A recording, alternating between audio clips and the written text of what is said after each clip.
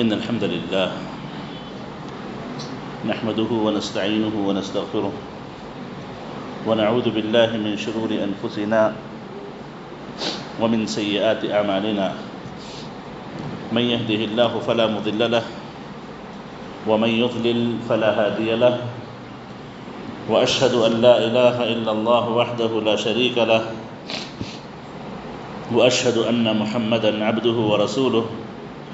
صلی اللہ علیہ وعلى آلہ وصحبہ وسلم تسلیما کثیرا اما بعد۔ معزز حاضرین، شیخ الاسلام محمد ابن عبد الوہاب رحمہ اللہ کی کتاب التوحید کا آج 34واں باب ہے، 34th چیپٹر ہے۔ اس میں شیخ الاسلام محمد رحمہ اللہ نے قرآن مجید کی 2 مختلف آیتیں اور 2 مختلف احادیث کا ذکر کیا ہے اور 4 مسائل پیش کیے ہیں۔ باب اس تعلق سے ہے کہ انسان کبھی اللہ تعالیٰ کی تدبیر، اللہ تعالیٰ کی پکڑ اور اللہ تعالیٰ کی طرف سے جو انسان کو آزمائشیں آ سکتی ہیں ان سے بے خوف ہو کر کے زندگی نہ گزارے۔ اس کے تعلق سے شیخ الاسلام محمد رحمہ اللہ نے یہاں پر 2 آیتیں اور کچھ احادیث پیش کی ہیں۔ شیخ الاسلام اس باب کو پیش کر کے یہاں پر یہ بیان کرنا چاہتے ہیں کہ اللہ تعالیٰ کی پکڑ سے بے خوف ہو کر کے زندگی گزارنا اور اسی طریقے سے اللہ تعالیٰ کی رحمت سے مایوس ہو جانا، یہ دونوں کبیرہ گناہ ہیں۔ اللہ کی پکڑ سے بے خوف ہو کر کے زندگی گزارنا اور اللہ تعالیٰ کی رحمتوں سے مایوس ہو جانا، یہ دونوں کبیرہ گناہ ہیں اور یہ دونوں گناہ توحید کے کمال کے منافی ہیں۔ یعنی یہ گناہ اگر زندگی میں پائے جائیں کسی انسان کی، کسی مسلمان کی، تو اس کی توحید مکمل نہیں ہوگی، اس کے توحید پر ایمان مکمل نہیں ہوگا، اور اسے چاہیے، مسلمان کو چاہیے کہ وہ خوف اور رجا، ڈر اور امید دونوں کو ایک ساتھ لے کر کے چلے۔ جہاں پر اسے اللہ تعالیٰ کے پکڑ کا ڈر ہو، اللہ تعالیٰ کی طرف سے آنے والی آزمائشوں کا ڈر ہو، وہیں پر وہ اللہ تعالیٰ کی رحمتوں سے امید بھی رکھے۔ ان دونوں کو اگر لے کر کے چلے گا تو حقیقی معنوں میں اپنے ایمان کی، اپنے آپ کی وہ صحیح طور پہ حفاظت کر پائے گا۔ معزز حاضرین، اس میں جو مؤلف رحمہ اللہ نے آیتیں پیش کی ہیں، ایک آیت سورہ اعراف کی ہے، أَفَأَمِنُوا مَكْرَ اللَّهِ فَلَا يَأْمَنُ مَكْرَ اللَّهِ إِلَّا الْقَوْمُ الْخَاسِرُونَ، کہ کیا یہ لوگ اللہ کے مکر سے، عربی زبان میں مکر کہا جاتا ہے، مکر کا معنی مختلف قسم کا ہوتا ہے، بعض اوقات اس کو حالت مدح میں استعمال کیا جاتا ہے تو بعض اوقات اس کو حالت ذم میں استعمال کیا جاتا ہے، اور اللہ تعالیٰ نے اس صفت کو عام طور پر مجانست کے انداز میں پیش کیا ہے۔ جیسے اللہ تعالیٰ کہتے ہیں کہ منافقین کا کہنا ہے کہ ہم اللہ تعالیٰ پر ایمان لا کے مذاق اڑا رہے ہیں، تو اللہ کہتے ہیں کہ حقیقت میں اللہ ان کا مذاق اڑا رہا ہے، اور وہ یہ کہتے ہیں کہ ہم اللہ کو دھوکے میں رکھے ہوئے، تو اللہ نے ان کو دھوکے میں رکھے ہوا ہے حقیقت میں۔ تو ویسے ہی وہ اللہ کے ساتھ مکر کرنا چاہتے ہیں تو اللہ ان کے خلاف مکر کرتا ہے۔ مکر کے جو معنی پیش کیے گئے ہیں، کہتے ہیں کہ استدراجہ العبد بالنعم اذا عصى واملاؤہ لہ حتی یأخذہ اخذ عزیز مقتدر، کہ بندے کی نافرمانی کے باوجود مزید چھوٹ دی جائے، مزید نعمتیں اس پہ اور نچھاور کی جائیں، مزید نعمتیں اسے اور ملے، اسے اور مہلت ملے، وہ نافرمانیوں پر نافرمانیاں کرتا جائے، اللہ کی طرف سے نعمتیں ملیں، چھوٹ ملے، یہ اللہ کی طرف سے مکر ہے۔ یہاں تک کہ چھوٹ ملتے ملتے ایک وقت ایسا آتا ہے کہ اللہ کی پکڑ آ جاتی ہے، اور جب اللہ کی پکڑ آئے تو اللہ کی پکڑ سے بچانے والا کوئی اور نہیں ہوتا، اللہ کی پکڑ سے کوئی انسان بچ نہیں پاتا۔ تو معزز حاضرین، یہاں پر مکر سے افامنوا مکر اللہ، کیا وہ اللہ تعالیٰ کے مکر سے بے خوف ہو کر کے زندگی گزار رہے ہیں؟ فلا یأمن مکر اللہ الا القوم الخاسرون، جس قوم کا خسارہ یقینی طور پر لکھا جا چکا ہوتا ہے وہی لوگ اللہ کے مکر سے بے خوف ہو کر کے زندگی گزارتے ہیں۔ تو معزز حاضرین، ہمیشہ انسان کو اللہ کی پکڑ، اللہ کی طرف سے آزمائشیں، اللہ کی طرف سے چھوٹ، ان تمام کڑر دل میں پالے رکھنا چاہیے کہ اللہ تعالیٰ اس کی نافرمانیوں کے باوجود اس کو نعمتوں سے نوازے، اور اللہ تعالیٰ اس کی شریعت کی مخالفت کے باوجود اس کے لیے دنیا میں آسانیاں پیدا کرتا جائے، تو کہیں وہ کسی دھوکے کا شکار نہ ہو جائے کہ وہ بہت اچھا ہے، اللہ اس پہ نعمتیں کرتے جا رہا ہے، اس دھوکے کا بھی شکار نہ ہو،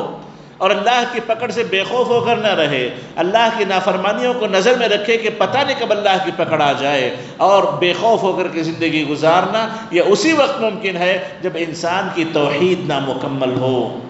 اللہ کے اسماء و صفات کو صحیح طور پہ وہ نہ جانتا ہو۔ اللہ کے اسماء و صفات میں یہ بات بھی داخل ہے کہ اللہ تعالیٰ مہلت دیتا ہے، اللہ تعالیٰ چھوٹ دیتا ہے، اللہ تعالیٰ وقت دیتا ہے، اللہ تعالیٰ موقع دیتا ہے، فرصت دیتا ہے کہ شاید کہ لوٹ جائے، شاید کہ سمجھ جائے، شاید کہ اپنے آپ کو سدھار لے، شاید اپنی غلطیوں کی اصلاح کی کوشش کر لے۔ اللہ کی طرف سے مہلتیں ضرور ہوتی ہیں، لیکن جب اللہ کی طرف سے مہلت ختم ہو جاتی ہے اور اللہ کی پکڑ آتی ہے تو اللہ کی پکڑ کو کوئی روکنے والا نہیں ہوتا۔ اس سے بے خوف ہو کر زندگی نہیں گزاری جا سکتی۔ وہی اس سے بے خوف ہو کر زندگی گزارتا ہے جو حقیقی معنوں میں موحد نہ ہو، جس کے پاس حقیقی معنوں میں کامل توحید نہ ہو۔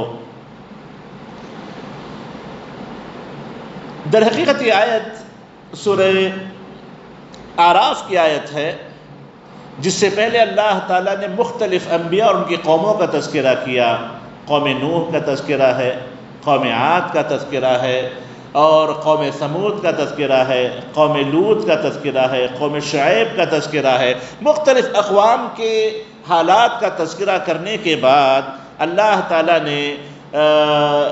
مکے والوں کو، تمام مسلمانوں کو تنبیہ کرتے ہوئے یہ بات کہی ہے کہ دیکھو یہ اللہ کو جھٹلانے والوں کے، اللہ کے رسولوں کو جھٹلانے والوں کے نتائج ہیں جو ہم نے آپ کے سامنے پیش کیے ہیں۔ تقریباً جتنی قوموں کا تذکرہ کیا، اللہ تعالیٰ نے اس قوم کے قصے کے اخیر میں یہ بات بیان کر دی کہ اللہ کا عذاب آ گیا، اللہ نے ان کو اپنی پکڑ میں لے لیا، اللہ تعالیٰ نے ان کو اپنے شکنجے میں کس لیا۔ سب کے ساتھ اس کا تذکرہ ہے۔ تو اللہ تعالیٰ نے جب آیتیں سورہ اعراف میں پیش کی اور بتایا کہ ان لوگوں کے رسولوں کو جھٹلانے کے باوجود جو نعمتیں ملتی گئیں، در حقیقت یہ ان کے لیے ایک چھوٹ تھی، ایک ڈھیل تھی، اللہ کی طرف سے ایک مہلت تھی جو ان کو دی گئی تھی، جس سے وہ ڈرے نہیں۔ ڈرنا چاہیے تھا، سمجھنا چاہیے تھا، سنبھلنا چاہیے تھا، نہ سنبھلے نہ سمجھے، اور گناہوں میں ایسے ہی آگے بڑھتے گئے، مخالفتیں ایسے ہی کرتے گئے، اور اللہ کی اس مکر کو سمجھ نہ پائے، نتیجے میں وہ ہلاک و برباد ہو گئے۔ تو اللہ تعالیٰ کہتے ہیں کہ وَلَوْ أَنَّ أَهْلَ الْقُرَىٰ آمَنُوا وَاتَّقُوا لَكَفَّرْنَا عَنْهُمْ سَيِّئَاتِهِمْ وَلَأَدْخَلْنَاهُمْ جَنَّاتِ النَّعِيمِ، کہ اگر یہ قریے والے ایمان لا لیں، تقوی اختیار کر لیں تو آسمان زمینوں کی برکتیں ان پہ کھول دیں گے، لیکن ان لوگوں نے ویسے نہیں کیا، ان لوگوں نے ویسے نہیں کیا، انکار کیا، جھٹلاتے رہے، اور اللہ نعمتیں ان کو دیتا رہا۔ افامنوا مکر اللہ، کہ اللہ کے مکر سے، اللہ کی تدبیر سے بے خوف ہو کر کے زندگی کو گزار رہے ہیں۔ اللہ نے کہا کہ جن لوگوں کا نقصان حتمی طور پر فیصلہ جس کا ہو چکا ہوتا ہے، تو اللہ تعالیٰ کہتے ہیں کہ وہی لوگ اللہ کے مکر سے بے خوف ہو کر زندگی گزارتے ہیں، اللہ کے مکر سے بے خوف ہو کر کے وہی لوگ زندگی گزارتے ہیں۔ اس کے بعد کی آیت میں سورہ حجر کی آیت نمبر 56 ہے، اللہ تعالیٰ فرماتے ہیں وَمَن يَقْنَطُ مِن رَحْمَةِ رَبِّهِ إِلَّا الضَّالُّونَ،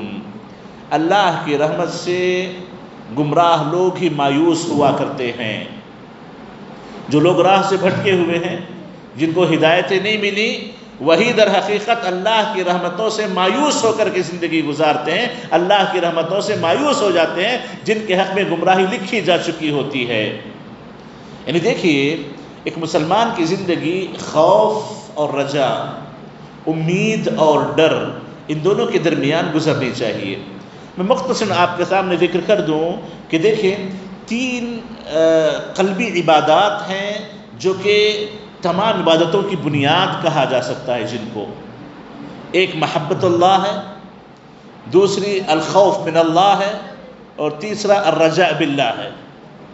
یہ تین قلبی بنیادی عبادتیں ہیں، تقریباً تمام عبادتیں اسی کے آس پاس گھومتی ہیں۔ محبت کے ساتھ عبادت کی جائے اللہ کی، اللہ سے مکمل ڈرتے ہوئے اور اللہ سے قبول اور ثواب کی امید رکھتے ہوئے، یہ تینوں چیزیں بیلنس ہونی چاہیے۔ اور ان تینوں میں بھی محبت کہتے ہیں کہ یہ بنیاد ہے تمام عبادتوں کی، بغیر محبت کی عبادتیں مکمل نہیں ہوتی، بغیر محبت کی عبادتیں نہیں کی جا سکتی۔ علماء کرام نے لکھا ہے، تفصیل میں گئے بغیر اشارات میں آپ کو دے دوں کہ سورہ فاتحہ جو کہ قرآن مجید کی سب سے بہترین سورت سورہ فاتحہ، اس کی سب سے پہلی آیت الحمدللہ رب العالمین، الحمدللہ رب العالمین، اس کے تعلق سے علماء کرام نے لکھا ہے کہ جب بندہ یہ آیت پڑھے الحمدللہ رب العالمین، تمام تعریفیں اس اللہ کے لیے ہیں جو تمام جہانوں کا پروردگار ہے، پالنہار ہے، جب وہ جانتا ہے بندہ قرآن کی آیت پڑھتے ہوئے کہ جو کچھ اس عالمین میں ہے، جو کچھ اس کی زندگی میں ہے، جو کچھ اسے ملا ہے رب العالمین کی طرف سے ہے، اللہ کی طرف سے ہے، تو تعریفیں اسی کے لائق ہیں، اسی نے دیا ہے۔ جب یہ بات اس کے ذہن میں پیدا ہو اور وہ اللہ کا شکر ادا کرتے ہوئے اللہ کی نعمتوں کا استحضار کرے، اللہ کی کچھ نعمتیں اس کے ذہن میں اگرچہ آ جائے تو یقیناً اس کے دل میں اللہ سے محبت پیدا ہوتی ہے، اللہ سے محبت پیدا ہوتی ہے۔ تو گویا قرآن مجید کی اس آیت کو یا اس سورت کو اللہ کے نبی نے نماز کی ہر رکعت میں رکن قرار دیا کہ اس کے بغیر نماز یا رکعت مکمل نہیں ہوگی، تو اس میں بڑی حکمت ہے۔ یعنی بندے کو یہ احساس دلایا جا رہا ہے کہ جس عبادت کے تم حامل ہو، جو عبادت کرنے جا رہے ہو، اس کا سب سے پہلا تقاضا یہ ہے کہ تمہیں اللہ سے محبت ہونی چاہیے، محبت کے ساتھ اللہ کی عبادت کرو، محبت کے ساتھ اللہ کی عبادت کرو۔ دیکھیے آپ مختلف لوگوں سے محبتیں کرتے ہوں گے، لیکن تعظیم کے ساتھ محبت، احترام کے ساتھ محبت اور اس کے مقام مرتبے کو جاننے کے ساتھ محبت اگر کوئی ہو سکتی ہے تو خالص اللہ کا حق ہے، یہ کسی اور کے ساتھ نہیں کیا جا سکتا۔ محبت اللہ کی ایک قلبی عبادت ہے۔ اور الرحمن الرحیم جب بندہ پڑھتا ہے جس میں رحم کا تذکرہ ہے، رحمت کا تذکرہ ہے، تو اس کے دل میں ایک امید جاگتی ہے، ایک رجا پیدا ہوتی ہے اللہ سے کہ جس کو میں پکار رہا ہوں، جس کی عبادت میں کر رہا ہوں، وہ رحمان ہے، رحیم ہے، مجھ پہ رحم کرے گا، میرے والدین پہ رحم کرے گا، اس کی رحمتیں ہم پہ نازل ہوں گی، یہ ایک دل میں امید پیدا ہوتی ہے۔ تو دوسری آیت اس کے دل میں اللہ سے امید پیدا کراتی ہے۔ مالک یوم الدین، تیسری جو آیت ہے جس میں قیامت کے دن کا تذکرہ ہے، قیامت کے دن کی ملکیت کا اللہ کے لیے ایک اختیار دیا گیا ہے کہ اللہ اس دن کا مالک ہے، تو قیامت کے دن کا جب بھی ذکر ہو عام طور پر کسی بھی مسلمان کے سامنے ایک خوف پیدا ہوتا ہے، ایک ڈر پیدا ہوتا ہے کہ پتہ نہیں کیا ہولناک دن وہ ہوگا، کیا حالات ہوں گے، ہم کس حالت میں ہوں گے، فیصلہ کیا ہوگا، کیا کیا حالات اس دن رہیں گے، ایک خوف دل میں پیدا ہوتا ہے۔ تو یہ تیسری آیت انسان کے دل میں خوف پیدا کراتی ہے۔ تو یہ اس میں سورہ فاتحہ کو جو نماز میں فرض کیا گیا، یہ اس میں اس بات کا فائدہ ہے اور اشارہ ہے کہ آپ جس نماز کو پڑھ رہے ہو یا آپ جو عبادتیں کرنے جا رہے ہو، ان تینوں چیزوں کو پہلے جانچ لو۔ محبت کے ساتھ اللہ کی عبادت ہونی چاہیے، اور عبادت کرتے ہوئے آپ کو ڈر بھی اللہ کا اتنا ہی ہو اور اللہ سے امید بھی اتنی ہی ہو، الرحمن الرحیم سے محبت پیدا ہو، مالک یوم الدین سے آپ کے دل میں خوف پیدا ہو۔ ان تینوں سے جا کر کے عبادتیں مکمل ہوتی ہیں، زندگی کی جو چلن ہوتی ہے، زندگی کا جو گزر ہوتا ہے وہ صحیح انداز سے ہوتا ہے۔ علماء کرام نے اس کو پرندے کی مثال سے پیش کیا ہے کہ جب کوئی پرندہ اڑتا ہے تو اس میں تین چیزیں بڑی اہم ہوتی ہیں۔ ایک تو اس کے دو پر ہوتے ہیں اور سامنے اس کے جو چونچ اور اس کا منہ ہوتا ہے، اس کا سر ہوتا ہے، یہ تین چیزیں اڑان کے لیے بڑی اہم ہیں۔ اور کہتے ہیں کہ پرندے کے لیے جو مثال پیش کی گئی عبادتوں کے لیے، اللہ ایک مسلمان کی زندگی کے لیے، تو کہتے ہیں کہ دیکھیے سر یہ محبت کا کام دیتی ہے، محبت یا سر سمت کو متوجہ کرتا ہے، سمت کی تعین کرتا ہے کہ کہاں اسے جانا ہے، دائیں جانا ہے کہ بائیں جانا ہے، سر جس طرف مڑے پرندہ اس طرف مڑ کے نکل جاتا ہے۔ تو محبتیں تعین کریں گی کہ آپ کی محبت کس کے ساتھ ہے، آپ کس سے محبت کرتے ہیں۔ محبت گویا سر کے قائم مقام ہے، اور اس کے بعد دو پر، ایک طرف خوف اور ایک طرف رجا، ایک طرف امید اور ایک طرف ڈر، ان دونوں کو بیلنس کر کے چلنا چاہیے۔ پرندہ اگر اس کے دو پروں میں سے ایک پر اڑان میں اونچ نیچ کا شکار ہو جائے تو اس کی اڑان صحیح نہیں ہو سکتی اور زیادہ لمبا اڑ نہیں پائے گا۔ اگر دو پروں میں سے کوئی ایک پر نیچے اتر جائے اڑ نہیں پائے گا، وہ اس کی اڑان صحیح نہیں ہوگی۔ دونوں برابر ہونے چاہیے، جس سے بیلنس کرتے آگے بڑھ سکتا ہے، آگے بڑھ پاتا ہے، زندگی اس کے آگے گزرتی ہے، پرندہ آگے نکلتا ہے۔ بالکل اسی طریقے سے ایک مسلمان کی مکمل زندگی جو کہ عبادت میں گزرنی چاہیے، یا اس کی مکمل عبادتیں خوف اور امید، خوف اور امید ان دونوں کے درمیان بیلنس ہونی چاہیے۔ دیکھیے ایک فرقہ گمراہ ہوا ہے، صحابہ کے آخری دور میں وہ فرقہ جنم پایا تھا، خوارج کا فرقہ۔ وہ لوگ یہ کہتے تھے کہ بندہ ایک بھی اگر کبیرہ گناہ کر لے تو بس وہ اسلام سے خارج ہے، کبیرہ گناہ کر لے اسلام ہی سے خارج ہے۔ یعنی ان لوگوں نے خوف اس پہلو کو اتنا غالب کر دیا کہ امید کو انہوں نے چھوڑ دیا۔ اور اس کے مقابلے ایک اور فرقہ جنم لیا، وہ تھا مرجئہ کا فرقہ، وہ تھا مرجئہ کا فرقہ۔ وہ یہ کہتے تھے کہ ڈرنے کی ضرورت نہیں ہے، ایک مرتبہ تم نے کلمہ پڑھ لیا، ایک مرتبہ کلمے کے تم قائل ہو گئے تو تمہارے گناہ تمہیں کوئی نقصان نہیں پہنچائیں گے۔ تمہارا ایمان، ابو بکر کا ایمان، عمر کا ایمان سب برابر ہے، کیونکہ کلمہ سب کا ایک ہے، اشہد ان لا الہ الا اللہ اشہد ان محمد رسول اللہ۔ تم نے بھی وہی پڑھا، انہوں نے بھی وہی پڑھا، ایمان میں سب برابر ہو گئے۔ اور اعمال صالحہ سے کوئی خاص فائدہ نہیں ہوگا، اعمال صالحہ ایمان میں داخل نہیں ہے، انہوں نے اعمال ہی کو اسلام سے باہر نکال دیا۔ یعنی امید کا پہلو اتنا غالب کر دیا کہ خوف کو چھوڑ دیا، انہوں نے خوف کو نکال ہی دیا۔ نہ یہ صحیح راستے پر رہے، نہ وہ صحیح راستے پر رہے، نہ خوارج صحیح راستے پر ہے، نہ مرجئہ صحیح راستے پر ہے۔ ان دونوں کے درمیان عقیدہ اہل سنہ والجماعہ کا صحیح عقیدہ ہے، جو خوف اور رجا، امید اور ڈر دونوں کو بیلنس کرتے ہوئے چلتے ہیں۔ اور قرآن مجید میں اللہ تعالیٰ نے کئی آیتوں میں کہا ہے، جہاں پر رجا کا ذکر ہے وہاں پر رہب کا ذکر ہے، جہاں پر ڈر کا ذکر ہے وہاں پر امید کا ذکر ہے۔ خوفاً و طمعا، خوفاً و طمعا، خوف اور طمع، خوف اور امید دونوں کا اللہ نے ذکر کیا ہے۔ تو معزز حاضرین، کسی بھی انسان کی زندگی جب بے خوف ہو کے گزارنے لگے زندگی برباد ہو جاتی ہے، یا کوئی بھی انسان اپنے دل سے امید نکال کے صرف خوف کی زندگی گزارنے لگے وہ بھی صحیح زندگی نہیں گزار سکتا۔ اسے اللہ سے ڈر بھی اتنا ہی چاہیے، اسے اللہ سے امید بھی اتنی ہی چاہیے۔ ان دونوں کو بیلنس اگر کر کے چلے تب جا کر کے وہ اپنی زندگی کو صحیح عبادت میں لگا سکتا ہے۔ تو اسی قسم کا معنی یہاں پر مؤلف رحمہ اللہ نے پیش کیا۔ پہلی آیت یہ بتاتی ہے کہ بے خوف ہو کر کے زندگی مت گزارو۔ جو لوگ جن کا گھاٹا یقینی طور پر حق ہو چکا ہوتا ہے بے خوف ہو کر زندگی گزارتے ہیں۔ اور دوسری آیت یہ کہتی ہے کہ اللہ تعالیٰ کی رحمت سے کبھی مایوس نہیں ہونا چاہیے۔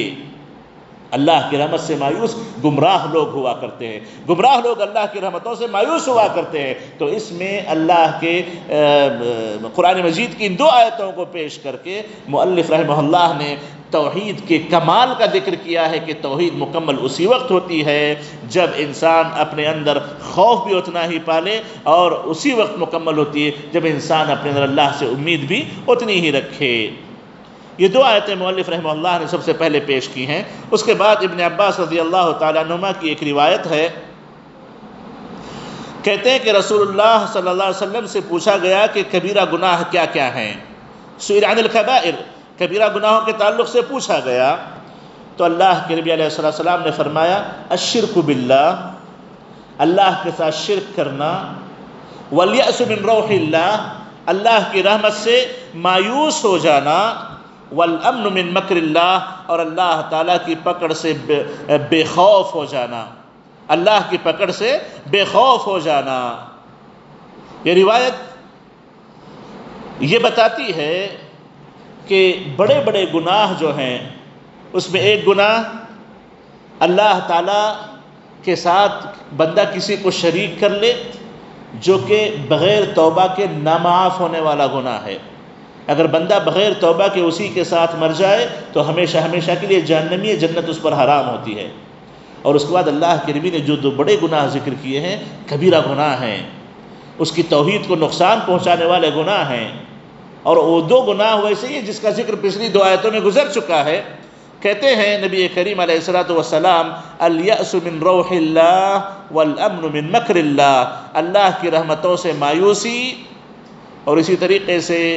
اللہ کے پکڑ، اللہ کے مکر، اللہ کی تدبیر سے بے خوفی، یہ دو بڑے بڑے گناہ ہیں۔ اس کے بعد مؤلف نے ایک اور حدیث پیش کی ہے، ابن مسعود رضی اللہ تعالیٰ عنہ کی حدیث ہے، کہتے ہیں اکبر الکبائر، بڑے بڑے گناہوں میں سے یہ گناہ ہیں الاشراک باللہ،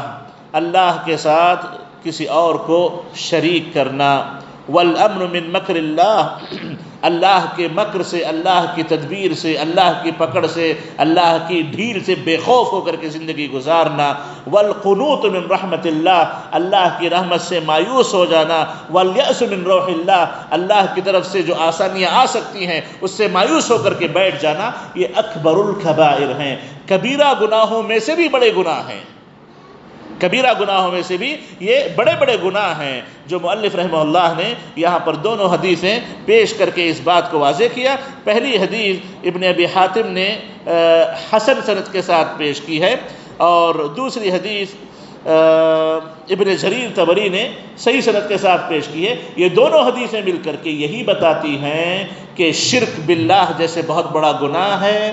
ویسے ہی ایمان میں، توحید میں کمی کا جو گناہ باعث بنتے ہیں، یہ دونوں گناہ ہیں اللہ کی رحمت سے مایوسی اور اللہ کی پکڑ سے، اللہ کے مکر سے بے خوفی۔ یہ دونوں چیزیں کسی صورت کسی انسان کے لیے جائز نہیں ہیں۔ ان دونوں کو اپنی زندگی میں وہ لے کر کے چلے، اس کی عبادت صحیح ہوگی، زندگی صحیح ہوگی، توحید مکمل ہوگی، توحید میں کوئی خلل نہیں آئے گا۔ اور اگر ان دونوں میں سے کوئی ایک چیز آ جائے یا دونوں چیزیں آ جائیں تو یاد رکھیں وہ آدمی کبھی صحیح راستے پہ نہیں رہ سکتا۔